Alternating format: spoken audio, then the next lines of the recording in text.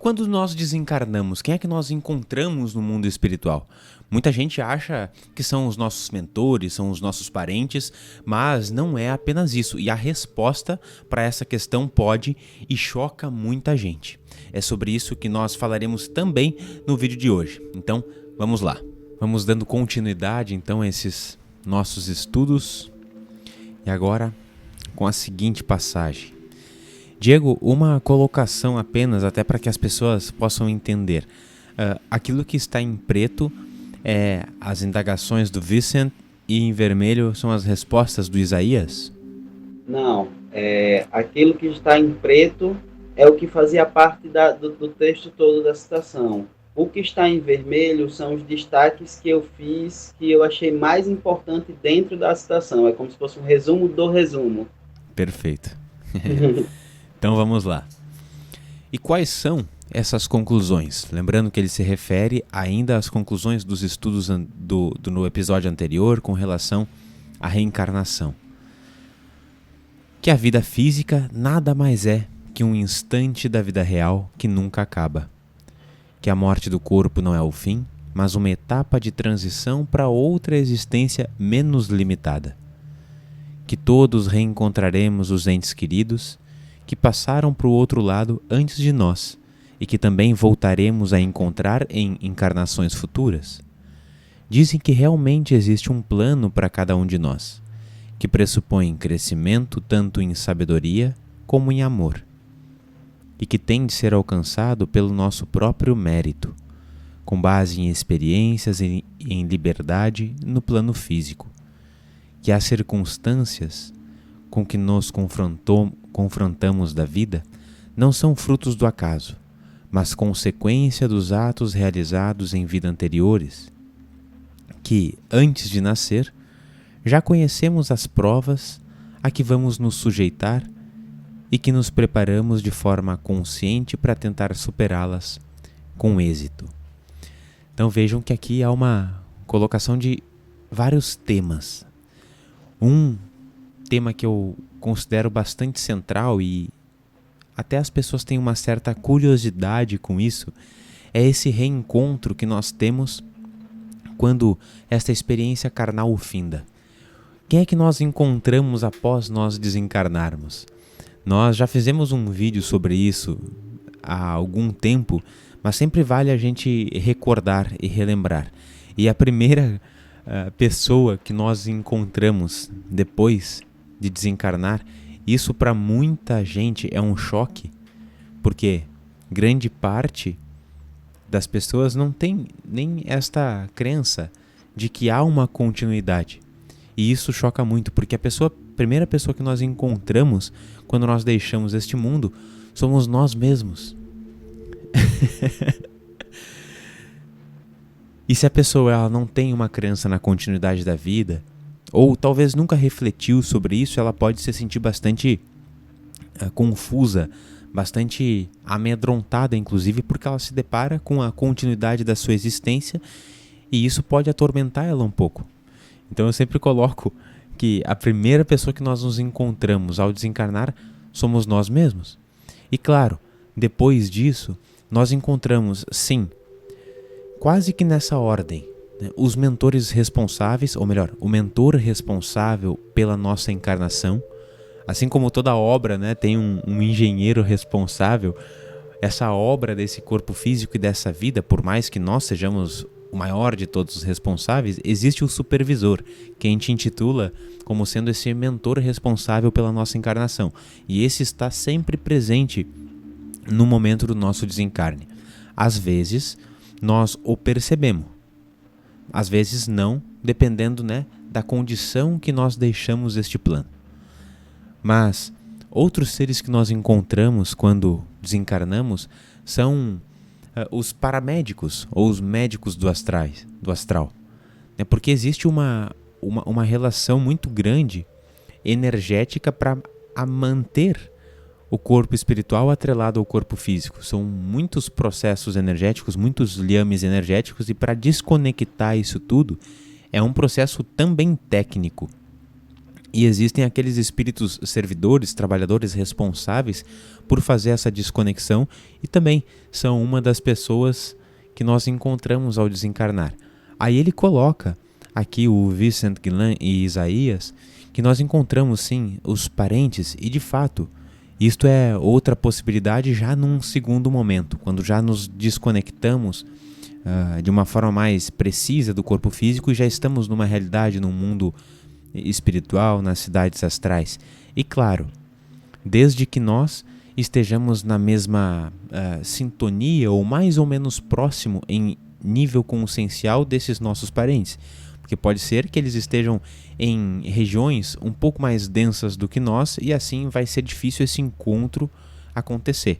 Mas caso a gente tenha parentes com um grau de consciência maior em regiões superiores a que a gente está, esses são possível a gente estabelecer um novo contato, né? Porque provavelmente eles virão até nós.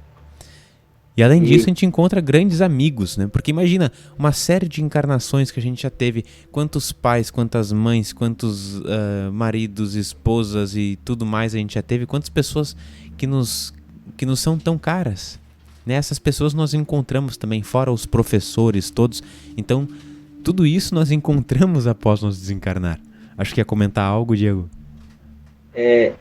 Legal você falar em sintonia, assim, estamos sintonizados, então, né? É uma coisa de ressonância, né? Porque essa semana eu acabei no meio de duas conversas, uma pelo WhatsApp, num grupo de amigos, e alguém falou em coincidência.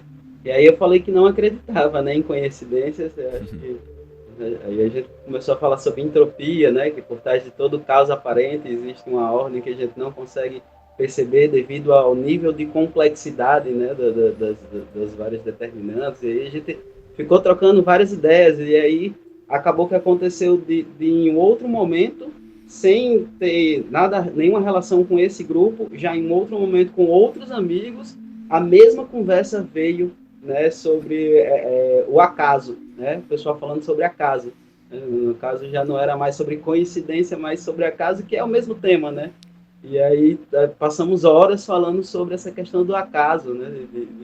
E aí ele fala, nós já conhecemos as provas que vamos nos sujeitar nessa vida e nos preparamos de forma consciente, temos uma consciência, né? Essa citação também lembrou que, voltando para essa questão da ressonância, né? Eu cantei aí a música do Gonzaguinha, um dia desse a gente tinha acabado a meditação, e aí o Jefferson tinha falado algo, e aí eu cantei aquela parte da música que diz, né, é uma vida, falando sobre a vida, né, que ele está falando sobre a vida, ele fala, é um tempo, é uma gota que nem dá um segundo, há quem diga que é um verdadeiro mistério profundo, é o sopro do Criador, numa atitude repleta de amor, né, e aí até a parte mais conhecida, né, é não ter vergonha de ser feliz, né? Ele fica com a pureza da resposta das crianças. Então, a vida é isso, né? Então, é um segundo que a gente tem que aproveitar. Muitas vezes as pessoas ficam questionando o que seria a bondade de Deus de permitir que exista a ruindade nesse mundo, permitir, né? A gente percebe que é uma escola, é um aprendizado, né? E a gente precisa ter esse nível de liberdade aqui para em outras etapas na nossa real vida, como você falou, quando a gente se conecta com nós mesmos, quando nós morremos, vamos nos conectar com o nosso eu superior, que é o nosso eu real, que a gente tenha, né, aprendido essas valorosas lições para que a gente possa cada vez mais evoluir, porque esse é o sentido, né?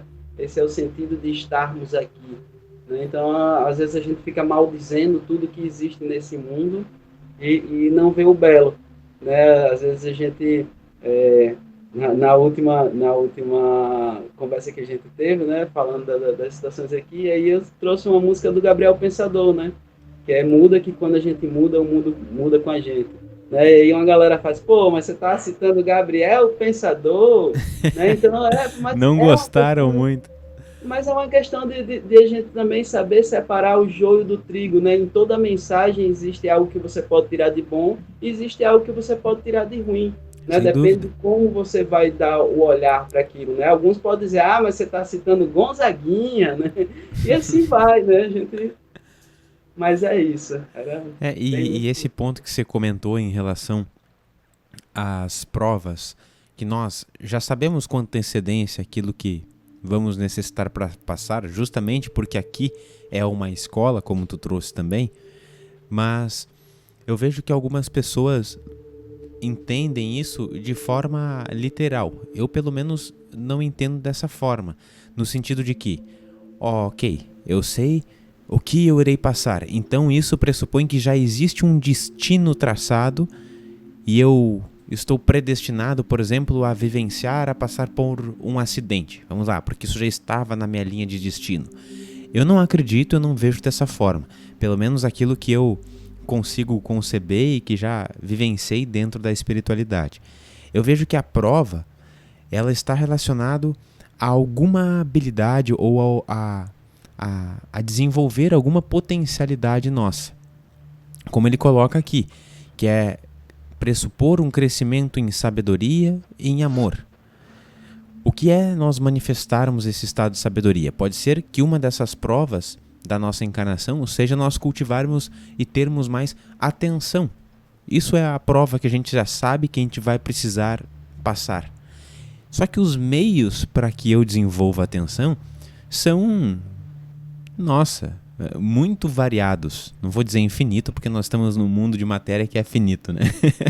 Mas são muito diversos. E como o ser humano geralmente aprende pela via mais dolorosa, embora não seja a única opção, aquela grande colocação, né, que nós aprendemos ou pelo amor ou pela dor, isso está dentro do nosso livre-arbítrio das nossas escolhas. Eu posso desenvolver a minha atenção, por exemplo, praticando a meditação. É uma das formas. E aí seria, pela minha escolha consciente, seria um desenvolvimento a partir da linguagem do amor. Mas pode ser que eu esteja andando pela vida, pela minha casa, e caia da escada, caia da entrada de casa, caia numa rampa, ou que eu quebre muitas coisas, eu quebro um prato, ou quebro copos, enfim, às vezes até objetos de mais valor. Isso também está pedindo para mim que eu desenvolva mais atenção, só que por uma via um pouco mais dolorosa, um pouco mais árdua. E num nível mais radical, aí sim seria talvez um acidente um pouco maior, que geralmente esses acidentes são causados por falta de atenção. Então, nesse caso, a gente tem várias formas de desenvolver a atenção. E a atenção é a prova que a gente precisa passar. Pelo menos eu enxergo dessa forma. Não, é bem nesse sentido, né? Porque às vezes as pessoas acabam confundindo as coisas e achando, porque eu estou predestinado a sofrer, porque eu estou predestinado a passar por isso. E não é bem assim, né? Claro que você vai colher algo que você plantou, né? Mas se você está mudando a sua consciência, se você está mudando a sua atitude, se você está mudando, né, seus pensamentos, suas palavras e suas ações, isso vai ter consequência. Né? E aí essas linhas são complexas, né? Isso que não dá, por isso que não dá para a gente ter consciência do quanto essas linhas são complexas, essas linhas de karma que a gente pode dizer, né? Existem essas linhas grossas de karma que a gente consegue visualizar, mas de cada linha grossa de karma existem infinitas ramificações como raízes que, né?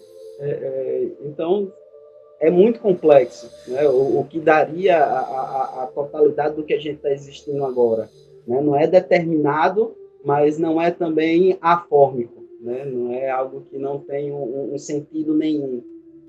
Esse tema do karma ele é muito amplo, muito complexo para entender todos os karmas existentes, né? Mas eu vou deixar aqui na recomendação do card mais um vídeo que nós abordamos aqui no canal, para entender mais profundamente o que é o karma. Claro, vai ficar aqui a recomendação. Depois desse vídeo fica a sugestão para que você entenda, veja e entenda um pouco mais sobre isso que a gente está tratando aqui, que é a lei do karma também. É tanto que ele traz aqui nessa citação essa parte que é, para mim, muito importante, né? Alcançado por nosso próprio mérito.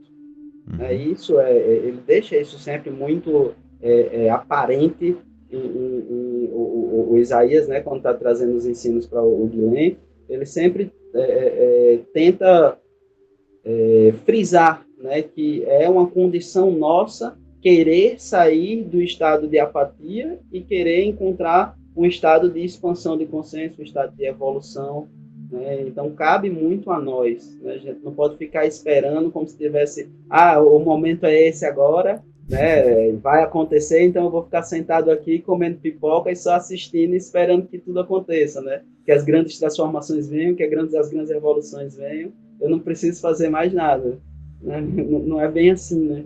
Não funciona dessa forma, né? Mas o ideal, eu vejo que é a gente fazer e também comer pipoca.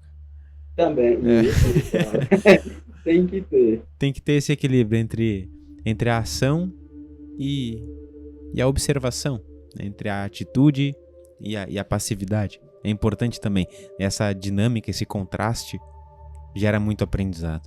O lazer faz parte do crescimento, né? O lazer é um cuidado de si. Muito, muito grande. E hoje em dia, né, a forma como a sociedade prega essa produção e tal, não dá muita atenção a esta parte também intitulada do ócio criativo, e a gente observa o quanto existe de desequilíbrio nos seres que vivem dessa forma, né? A gente está dentro de uma sociedade com sintomas, com sintomas de desarmonia, com doenças. Essa é uma das razões também. Interessante você estar falando isso em 2022, né? Porque fazem 100 anos que o Oswald de Andrade, né, escreveu o manifesto antropofágico, né, falando do ócio criativo, falando Olha de toda só. essa questão, e 100 anos atrás, e a gente ainda está amadurecendo em tudo isso, né? Não sabia da data.